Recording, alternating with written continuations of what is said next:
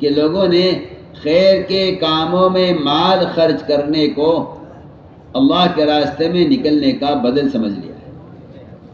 ہماری بات پر توجہ دینا، ہم اس واقعے سے بہت کچھ عرض کریں گے۔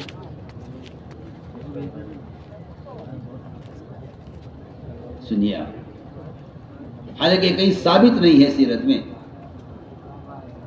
کہ کسی ایک صحابی کی کوئی مثال پیش کر دے کہ ٹھیک ہے تم نے مال بہت خرچ کر دیا ہے، تم نکلنے سے رہنے دو، یہ کہیں ثابت نہیں ہے۔ جان 100% صحابہ نے لگائی ہے، مالداروں نے بھی خرچ کیا ہے، لیکن یہ اس زمانے کی بہت بڑی غلط فہمی ہے لوگوں کو کہ وہ خیر کے کام میں مال خرچ کرنے کو اللہ کے راستے کے خروج کا اور دعوت اللہ کے اس فریضے کو خود سے ادا کرنے کا بدل سمجھ لیتے ہیں۔ یہ میری بات بہت ضروری ہے جو میں کہہ رہا ہوں۔ وہ دین کے کاموں میں، مساجد کی تعمیر میں، مدارس کے تعاون میں، بیواں یتیموں مسکینوں پریشان حال لوگوں کی ضروریات میں، ان سب میں مال کے خرچ کرنے کو وہ دعوت اللہ کا بدل سمجھ لیتے ہیں۔ وہ کہتے ہیں کہ ٹھیک ہے آپ جان لگا لو، ہم مال لگا لیں۔ میں آپ سے ساتھ بحث کرتا ہوں کہ یہ کوئی دنیا کا کام نہیں ہے کہ پیسہ میں لگاؤں گا، محنت آپ کی ہوگی اور نفع آدھا ہوگا، بالکل نہیں ہے۔ یہ دنیا کا اصول ہے، یہ دین کا اصول نہیں ہے، یہ کہیں ثابت نہیں ہے کہ مالداروں نے مال لگا لیا ہو اور غربا نے جان لگا لی ہو، کہ تمہارے پاس جان ہے تم وہ لگا لو، میرے پاس مال ہے میں وہ لگا دوں۔ یہ کہیں ثابت نہیں ہے، بلکہ یہ بات واقعی غور کرنے کی ہے، یہ بات واقعی غور کرنے کی ہے۔ بیت اللہ کی تعمیر کفار مکہ نے کی ہے، اور بیت اللہ چھوٹا بنا دیا اس خیال سے کہ حلال کا پیسہ کم تھا، حرام کا پیسہ بہت تھا، کہ پیسہ کم ہے حلال، لہذا چاہے اللہ گھر چھوٹا بنے مگر حلال پیسے سے بننا چاہیے۔ غلط پیسہ مسجد میں اور اللہ کے گھر میں غلط پیسہ نہیں لگ سکتا۔ تعمیر کی اور آنے والے حاجیوں کو قیام، ان کا طعام، ان کو رسی پلانا، ان کے نئے کپڑے سی کر ان کو دینا، اس لیے کہ وہ بیت اللہ کی تعظیم میں اتنے آگے تھے کہ وہ یہ کہتے تھے کہ جن کپڑوں میں تم گناہ کر کے آتے ہو انہی کپڑوں میں آ کے یہاں عبادت کرتے ہو، اور نئے کپڑے لو ہم دیتے ہیں تمہیں سی۔ بلکہ ایک مشرک تھا، عاص بن وائل، ایک مشرک تھا، مینا کے سارے حاجیوں کے لیے کھانا تنہا ایک آدمی بنایا کرتا تھا، پورے سال کماتا تھا، اور مینا کے حاجیوں پر وہ کھانے کھلانے کے لیے اعلان تھا اس کا، مینا کے میدان میں کوئی چولہا نہیں جلائے گا، کھانا میری طرف سے ہوگا۔ یہ جذبہ تھا ایک مشرک کا، سنیے آپ، جذبہ تھا ایک مشرک کا کہ مینا کے حجاج کے لیے کھانے کا انتظام میں کروں گا، آپ کوئی آدمی یہاں مینا میں کھانا نہ بنائے۔ آپ غور کیجیے، آپ مال کے خرچ کرنے کا غیروں میں کیا جذبہ تھا۔ اللہ نے کیا فرمایا؟ اجعلتم سقائد الحاج وعمارة المسجد الحرام كمن آمن بالله وجاهد في سبيل الله كمن آمن بالله واليوم الآخر وجاهد في سبيل الله لا يستوون عند الله۔ کہ بیت اللہ کی آباد کاری اور اس کی صفائی ستھرائی اور اس کی دیکھ بھال اور آنے والے حاجیوں کے قیام طعام کا انتظام تم نے اس شخص کے برابر کیسے سمجھ لیا جو ایمان لائے اللہ پر، آخرت پر، اور دین کی محنت کرے؟ وجاہد فی سبیل اللہ، قرآن صاف کہہ رہا ہے کہ مال کا خرچ کرنا یہ جہاد فی سبیل اللہ کا کوئی بدل نہیں ہو سکتا۔ یہ تو ان سے کہا، اور مسلمان سے کیا کہا؟ یہ تو مشرک کے بارے میں ہے، اسے یہ نہیں کہا کہ یہ صرف ایمان لے آئے، بلکہ ان سے بھی یہ کہا جا رہا ہے ان کے بارے میں وجاہد فی سبیل اللہ، کہ ایمان لا کر یہ دین کی محنت کریں تو یہ ان کے برابر ہو سکتے ہیں، ورنہ یہ اللہ کے راستے مال خرچ کرنے والے اور یہ خیر کا مال خرچ کرنے والے برابر نہیں ہو سکتے۔ لوگ اصل میں یہ بات لوگ سمجھتے اس لیے نہیں ہے کہ وہ سمجھتے ہیں یہ بھی صرف اللہ کا راستہ ہے. اور میں آپ کو بتانا چاہتا ہوں سب سے پہلے کہ سبیل اللہ کیا ہے. ایک صحابی آپ میں حاضر ہو عرض کیا یا رسول اللہ، عرض گئے یا رسول اللہ، اگر میں 6000 اشرفیہ سونے کی یا درہم مدینہ منورہ میں رہ کر بیواں پر، یتیموں پر، مسکینوں پر، خیر کے کاموں پر خرچ کر دوں تو کیا یہ میرے اللہ کے راستے میں نکلنے کا بدل ہو جائے گا؟ یہ سوال تو واقعی میں کہتا ہوں کہ اس سوال کو وہ لوگ جن کو اللہ تعالیٰ نے مالی وسعتیں دی ہیں یہ وہ اس حدیث کو ضرور یاد رکھیں. یہ سوال اس نے اگر کیا ہے آپ صلی اللہ علیہ وسلم سے کہ یہ بتائیے کہ اگر میں 6000 اس زمانے کی 2 کروڑوں کی مالیت ہوگی اگر میں خرچ کر دوں مدینہ میں رہ کر خیر کے کاموں پر تو کیا یہ میرے اللہ کے راستے میں نکلنے کا بدل ہو جائیں گے؟ آپ نے فرمایا کہ جو آدمی اللہ کے راستے میں نکل کر سو رہا ہے وہ بھی تجھ سے افضل ہے. وجہ کیا ہے؟ اس کی وجہ کیا ہے؟ میں آپ کو اس کی وجہ بتاتا ہوں. اس کی وجہ کیا ہے؟ مال کا خرچ کرنا جان کا بدل کیوں نہیں بن سکتا؟ اس کی وجہ کیا ہے؟ اس کی وجہ میں آپ کو بتاؤں. پہلی وجہ تو اس کی یہ ہے کہ مال خرچ کرنا یہ مسلمان کی مدد ہے اور جان خرچ کرنا اسلام کی مدد ہے. سنیے، مال خرچ کرنا مسلمان کی مدد ہے. یہ بھوکا ہے اسے کھانا کھلا دو، یا مہنگا سے کپڑا پہنا دو، اس کا گھر نہیں اس کا گھر بنا دو. بہت ساری بھائی کام ہے لوگ کرتے ہیں. مال خرچ کرنا یہ مسلمان کا تعاون ہے اور جان خرچ کرنا، جان لگانا یہ اسلام کا تعاون ہے. اور مسلمان کا تعاون غیر مسلم بھی کر لے گا، ایسا نہیں ہے. بے شمار غیر مسلم ایسے ہیں کہ جو مسلمانوں کا تعاون کرتے ہیں. کوئی زلزلہ آ جائے، کہیں طوفان آ جائے، کہیں کوئی آفت آ جائے، کہیں آگ لگ جائے، اللہ کا فضل ہے کہ مسلمان کا تعاون غیر مسلم بھی کر دیتا ہے. لیکن میں کہنا چاہتا ہوں کہ دعوت یہ آپ کا ذمہ ایک ایسا بدنی فریضہ ہے، یہ امت کے ذمہ ایک ایسا بدنی فریضہ ہے کہ یہ بدنی فریضہ، یہ فریضہ مال سے ادا نہیں ہوگا. بھیا آپ لوگ کیوں کھڑے ہو گئے؟ کہاں جا رہے؟ اب بیٹھ کے بات سنیں، سکون سے بیٹھ کے بات سنیں. ماشاء اللہ رات بہت سکون تھا مجمع میں. اس وقت کہ ضرور سے کوئی جا رہا ہو تو چلا جائے.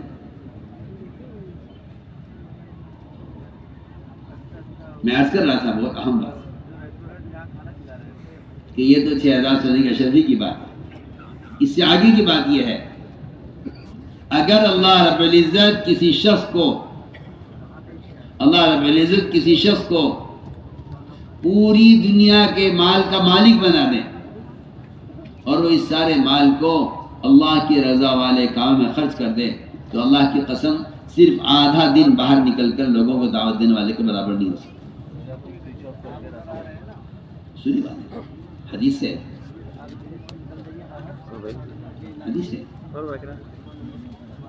رواحہ رضی اللہ تعالیٰ عنہ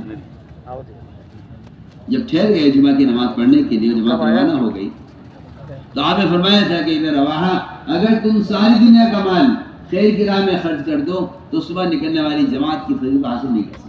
وہ تم سے بہت آگے نکل گئے. بعض روایتوں میں 5000 آگے نکل گئے. بعض روایتوں میں کہ تمہارے کے درمیان اتنا فاصلہ ہو گیا جتنا مشرق مغرب کے درمیان فاصلہ. کیوں؟ اس لیے کہ میرے دوستوں عزیزوں، دین کی دعوت کا یہ فریضہ یہ مال سے ادا نہیں ہوتا. مال کا تعلق انتظام سے ہے اور دعوت کا تعلق تیری جان، تیرے جسم سے ہے. اور یہ بات حق ہے کیونکہ آپ دیکھ لیجئے کہ مالی عبادت سب پر فرض نہیں ہے. زکوٰۃ سب پر فرض نہیں ہے، مالدار پر فرض ہے. حج سب پر فرض نہیں ہے، مالدار پر، استطاعت والے پر فرض ہے، لیکن نماز روزہ یہ دو عبادتیں بدنی ہیں جو مالدار غریب وزیر فقیر سب پر فرض ہے۔ شریعت نے بھی مالی عبادت کو مقدم کیا ہے جان پر، جو ہے جانی عبادت کو مقدم کیا ہے مالی عبادت پر۔ جانی عبادت عام ہے مالی عبادت سے۔ تو میں عرض کر رہا تھا کہ یہ ہے بہت اہم بات کہ دعوت ایک ایسا فریضہ ہے جس کے لیے بدن کا استعمال اصل ہے، مال کے خرچ کرنے سے اللہ کی قسم دعوت کا فریضہ ادا نہیں۔ اگر کوئی شخص اپنی زندگی میں اپنی چھوٹی ہوئی نمازوں کا فدیہ دینا چاہے مال سے، نہیں دے سکتا، نہیں دے سکتا۔ آپ کو نماز ہی پڑھنی پڑے گی۔ ہاں، آپ کا فدیہ آپ کی موت کے بعد دیا جا سکتا ہے، فدیہ موت کے بعد دیا جا سکتا ہے۔ مال آپ کے فرائض کا فدیہ موت کے بعد بن سکتا ہے۔ ہم اس لیے عرض کر رہے ہیں کہ پھر زندگی میں اس کی دعوت کے فریضے کا فدیہ مال کیسے ہو سکتا ہے؟ دعوت کے فریضے کے لیے تو بدن کا استعمال ہے۔ تو میں نے عرض کیا کہ ایک بات یہ ہے کہ حضور اکرم صلی اللہ علیہ وسلم نے پوچھا صحابہ سے، بھائی کسی کے پاس مال ہے، آپ قرض لیا کرتے تھے؟ آپ قرض لیا کرتے تھے؟ آپ نے ہجرت میں قرض لیا ہے، اللہ نے آپ کو مال نہیں دیا۔ چلو نبی آپ کو ہجرت کرنی ہے، یہ مال لے لو، ہجرت کر لو۔ نہ سواری آپ کے پاس تھی، نہ خرچہ آپ کے پاس تھا، آپ نے قرض لیا، آپ نے قرض لیا اور اپنے دوست سے قرض لیا جس نے سارا مال اٹھا دیا ہو آپ پر، آپ اس سے قرض لے رہے ہیں اور قرض لے نہیں رہے، قرض ادا کر رہے ہیں۔ کہ نہیں ابو بکر سواری اجی میں نے آج کے دن کے لیے تیار کر رکھی ہے، میرے آپ کے لیے سواری ہے، میں تو منتظر تھا اس کا۔ نہیں، یہ دعوت کا کام ہے، اس میں آدمی اپنا مال خرچ کرے، اور نہیں ہے تو قرض لے کر خرچ کرے، لیکن دوسرے کے مال سے دعوت میں دوسرا دعوت کرتا ہوں، جو لوگ دوسرے کے مال پر دعوت دیں، دوسرے کے مال پر تبلیغ کریں، ان کی دعوت اتنی بے اثر ہوگی، اس لیے کہ ان کا مجاہدہ ناقص ہے، ان کا مجاہدہ ناقص ہے، ان کا مجاہدہ ناقص ہے، اس لیے کہ دوسرے کے مال سے جو دعوت دے رہے ہیں، کیونکہ ان کا مجاہدہ ناقص ہو جائے گا۔ اس لیے آپ صلی اللہ علیہ وسلم نے سفر ہجرت میں قرض لیا۔ جب وہاں پہنچے تو وہاں مدینہ منورہ میں مرکز اور مسجد بنانے کے لیے آپ صلی اللہ علیہ وسلم نے زمین خریدی ہے، آپ نے زمین خریدی ہے۔ یتیم بچوں نے اپنی زمین پیش کی آپ صلی اللہ علیہ وسلم کہ ہم یہاں بنائیے، ہم زمین دے رہے ہیں، ہمارے کہ نہیں، ہم زمین خریدیں گے، ہم زمین خرید کر بنائیں گے،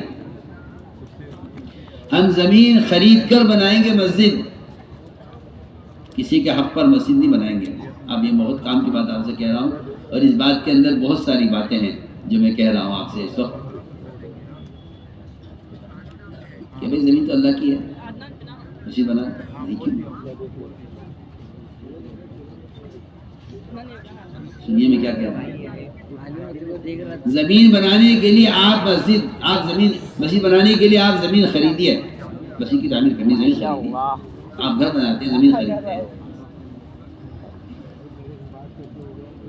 آپ زمین خریدیے اور خرید کر مکان بنائیے۔ کیوں؟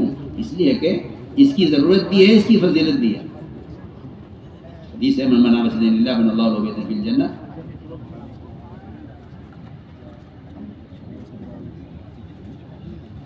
درمیان میں عرض کرتا ہوں، مسجد نبوی کی توسیع ہونی تھی۔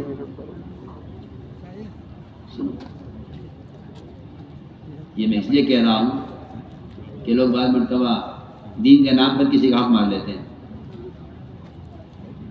ہاں، دین کے نام پر کسی کا حق مار لیتے ہیں، کسی کا حق نہیں مار سکتے، نہ دین کے نام پر نہ دنیا کے نام پر، نہ اپنے لیے نہ اللہ کے لیے، حق نہیں مار سکتے۔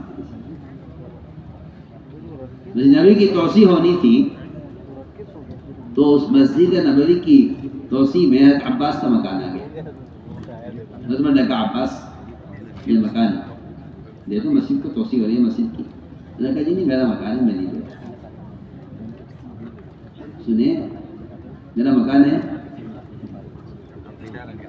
عمر نے کہا کہ عباس چلو میں خریدتا ہوں, تم قیمت لگا دو, جو قیمت لگاؤ گے میں. حضرت عباس نے کہا کہ نہیں مجھے مکان بیچنا بھی نہیں. عمر نے کہا عباس ایک بات تو اگلی بات یہ ہے کہ تم یہ مکان مسجد کو دے دو, میں تمہارے لیے جنت میں ایک مکان کی ضمانت لیتا ہوں. حضرت عباس نے کہا جنت میں تیرا مکان موجود ہے, مجھے تو اور مسجد کی ضرورت نہیں ہے, مجھے مکان نہیں دینا, نہ ہدیہ دینا ہے, نہ قیمتاً دینا ہے, نہ جنت کے گھر کے بدلے میں دینا ہے. سنیے آپ انہوں نے فرمایا معاملہ کیونکہ اختلافی ہو گیا ہے تو ایسا کرتے ہیں اپنے تمہارے اپنے درمیان کسی کو سازش بنا لیتے ہیں, کسی کو بنا لیتے ہیں کہ فیصلہ کرتے ہمارے درمیان, اور جو فیصلہ وہ کرے گا اس کو آپ ہی مانو گے, میں مانوں گا ٹھیک ہے. وہ ابن کعب رضی اللہ عنہ کے پاس گئے, ان کو فیصل بنایا, ان سے کہا کہ جی اب فیصلہ کر دو, ہمارے درمیان اختلاف ہو گیا ہے.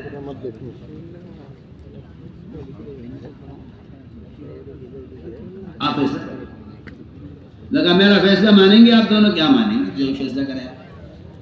حضرت کو پوری امید تھی کہ بھئی ابن کعب ماشاء اللہ دیندار متقی آدمی ہے, یہ مسجد کے حق میں فیصلہ کرے گا اور کہے گا مجھے مسجد کی ضرورت ہے تو آپ کو مکان دے جانا چاہیے. لیکن جب بات سامنے آئی حضرت ابن کعب نے فیصلہ سنایا اور یہ کہا کہ عمر تم عباس کا مکان نہیں لے سکتے. عباس کا مکان نہیں لے سکتے. اور فیصلہ حضرت عمر کے خلاف ہوا, حضرت عباس کے حق میں فیصلہ ہوا. حضرت عباس نے کہا اب یہ فیصلہ ہو گیا نا, اب یہ مکان مسجد کے لیے. ہاں طریقہ بتایا نا, طریقہ بتایا کہ کسی کا حق نہیں مارنا ہے, ورنہ بیت المقدس کی تعمیر اسماعیل علیہ السلام کے ذمہ کی اللہ تعالیٰ نے کہ بناؤ یہاں گھر قبلہ اول. سارا دن محنت کرتے تھے جنات اور انسان, اور تعمیر ہوتی تھی, اور صبح سے لے شام, صبح سے لے کے شام تک, اور شام کو ساری دیواریں مسجد اقصیٰ کی اور ساری دیواریں غائب ہوتی تھی اور ساری تعمیر غائب ہوتی تھی. صبح پھر آ کر دیکھتے تھے مستری مزدور کہ یہ کیا ہوا, پھر سارے دن تعمیر ہوتی تھی, پھر شام کو میدان صاف ہوتا تھا, وہاں کوئی آثار تعمیر کی نہیں ہوتی. اللہ سے کہتے ہیں کیا ہو رہا ہے, تیرا حکم بھی ہے مسجد بنانے کا, اور بھی ادھر بناتا ہوں, ادھر دن بھر کی بنائی ہوئی تعمیر غائب ہو جاتی ہے. اللہ نے فرمایا کہ اس زمین کے مالک سے, اس زمین کے مالک سے پہلے معاملہ کرو.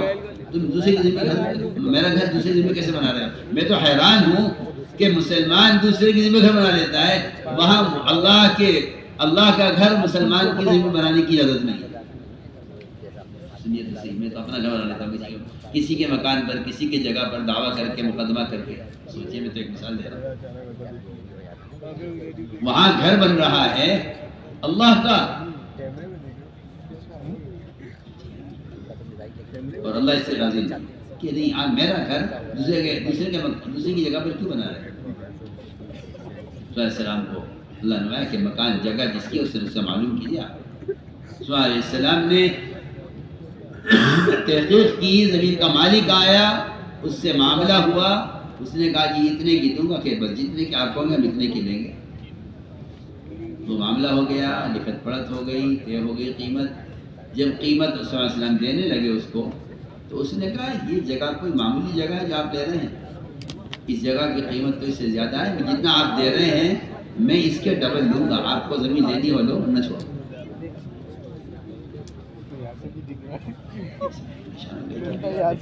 لیکن اس کا مطالبہ تھا صلی اللہ علیہ وسلم نے ڈبل قیمت دی کہ ٹھیک ہے آپ کل آؤ, ہم آپ کو اس کی ڈبل قیمت دیں. اگلے دن آیا, اس سے ڈبل قیمت پیش کی. اس نے کہا یہ زمین تو اتنے کی نہیں ہے, یہ زمین کی تو بڑی قیمتی زمین ہے, یہ جو آپ کو قیمت دے رہے ہیں ہمیں تو اس کی ڈبل چاہیے.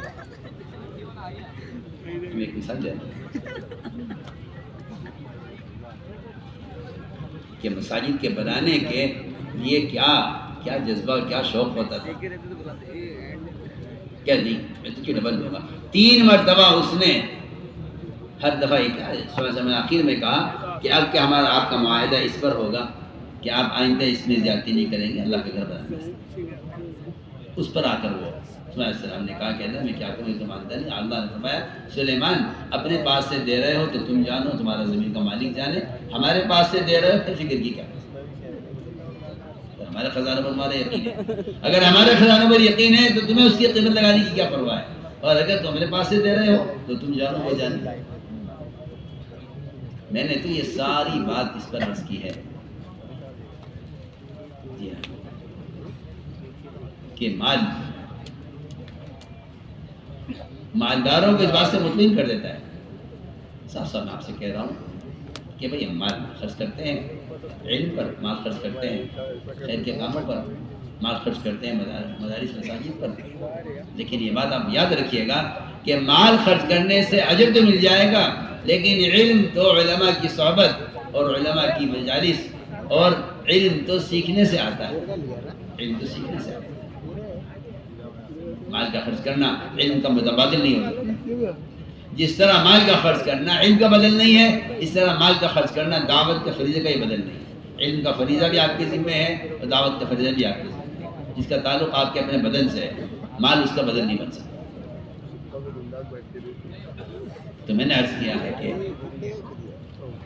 صحابہ کے پاس کسی کے پاس ہی مال نہیں.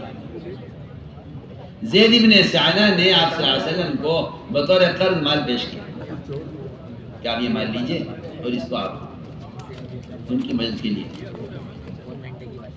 آپ صلی اللہ علیہ وسلم نے وہ مال لے لیا اور یہ طے ہو گیا کہ فلاں تاریخ میں آپ اس مال کے بدلے میں اتنی کھجوریں دیں گے. اس نے سونا پیش کیا, اس کے بدلے میں کھجوریں اس نے مقدار طے ہو گئی کہ اتنی کھجور آپ ان کو دیں گے.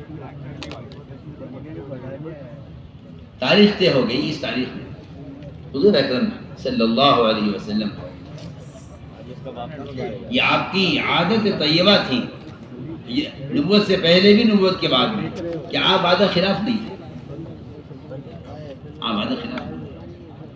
آپ صلی اللہ علیہ وسلم کو کہ وعدے کے پورا کرنے کا اہتمام, اس لیے کہ نبی نعوذ باللہ جھوٹے نہیں ہوتے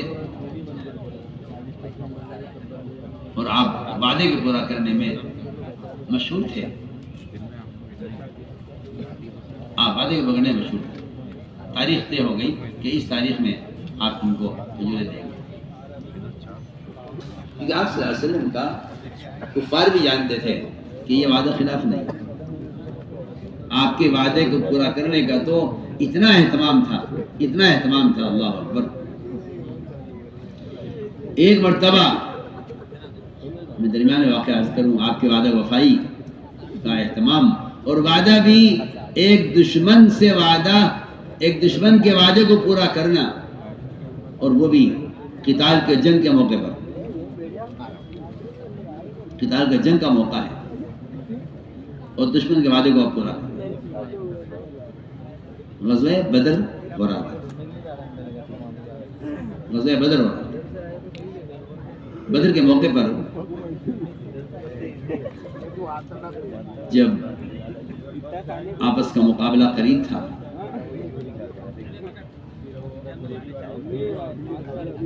تو 2 صحابہ کو مشرکین نے قید کر لیا. ایک ان میں حذیفہ تھے اور ایک حذیل تھے.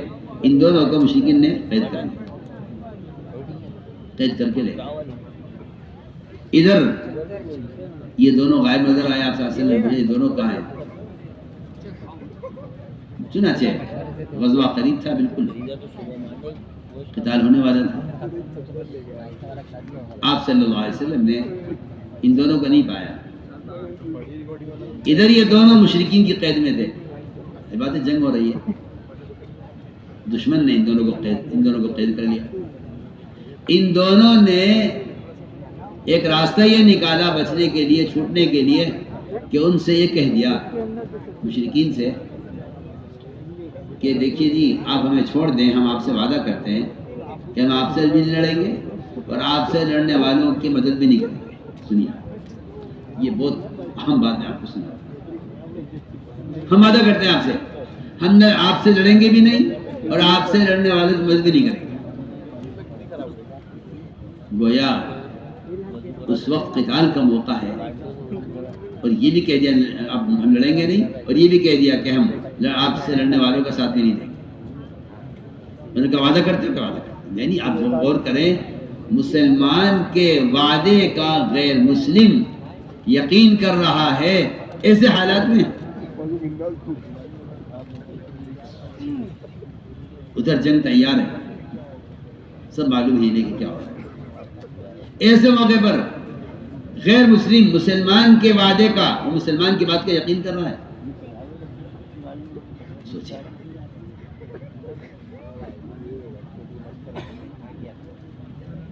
چنانچہ روایت میں ہے یہ دونوں یہ وعدہ، ان وعدے کو نے چھوڑ دیا، یہ دونوں واپس آئے، حضور اکرم صلی اللہ علیہ وسلم سے آ کر سارا واقعہ سنایا کہ رسول اللہ اس طرح ہم پکڑے گئے تھے، مگر ہم نے ایک ایسی حکمت اختیار کی، اور ظاہر بات ہے الحرب و خدعہ کہ لڑائی تو دھوکے کا موقع ہوتا ہے، ہم ان کو دھوکہ دے کر یہ کہہ کر آ گئے ہیں، اور انہوں نے ہمیں چھوڑ دیا، اس شرط پر چھوڑ دیا، ہمیں وعدہ کر لیا۔ جب آپ آگے بڑھے میدان کی طرف، ان دونوں صحابہ سے کہا تم دونوں یہاں بیٹھ جاؤ، تم غزوے میں شرکت نہیں کرو۔ اللہ اکبر، کیا اہل بدر، ان کا مقام، ان کا درجہ۔ لیکن یہ دو صحابی بدر کے غزوے میں شریک نہیں ہوئے، آپ سے فرمایا کہ دونوں یہاں بیٹھ جاؤ، اس لیے کہ تم نے وعدہ کر لیا ہے۔ غیر مسلم مشرک جن سے دشمنی چل رہی ہے، لڑائی چل رہی ہے، ان سے وعدہ کر لیا ہے کہ نہیں، مسلمان وعدہ خلاف نہیں ہوتا۔ ہم ایک مشرک سے بھی اگر وعدہ کرتے ہیں تو اس وعدے کو وقت پورا کرتے ہیں، یہ آپ صلی اللہ علیہ وسلم کی تعلیم ہے۔ چنانچہ روایت میں ہے کہ وہ دونوں بدر کی جنگ میں شریک نہیں ہوئے، آپ نے وعدہ پورا کیا، اس کی مثال دے رہا ہوں۔ اسی طرح میرے محترم دوستو، آپ صلی اللہ علیہ وسلم تو انتظار میں تھے کہ اب وہ دن آئے گا کہ اس میں مجھے ان کے سے قرض سونا لیا ہے مسلمانوں کی مدد کے لیے، یہ ان کو کھجوریں واپس کرنا۔ 3 دن باقی تھے اس قرض کی ادائیگی میں۔ یہ 3 دن پہلے زید بن ثانہ، آپ صلی اللہ علیہ وسلم بقیع میں تھے، یہ آئے، آپ صلی اللہ علیہ وسلم کی زبان پکڑا، آپ کو زبان سے دھکا دیا، اور سخت لہجے میں آپ سے بات کہ تم قریشی ٹال مٹول کرتے ہو اور تم وقت قضا ادا نہیں کرتے، سخت لہجے میں بات کی اور آپ کو دھکا دیا دیوار کے ساتھ۔ بتائیے نا کتنی بڑی زیادتی ہے کہ ابھی 3 دن باقی ہیں قرض کی ادائیگی میں، اس نے آ کر، اسے معلوم تھا نا کہ یہ وعدہ وفائی، یہ وعدہ خلاف کریں گے نہیں، اور مجھے ان کا صبر برداشت، ان کے اندر برداشت کتنی ہے، اس کا مجھے امتحان لینا ہے زیادتی کر کے۔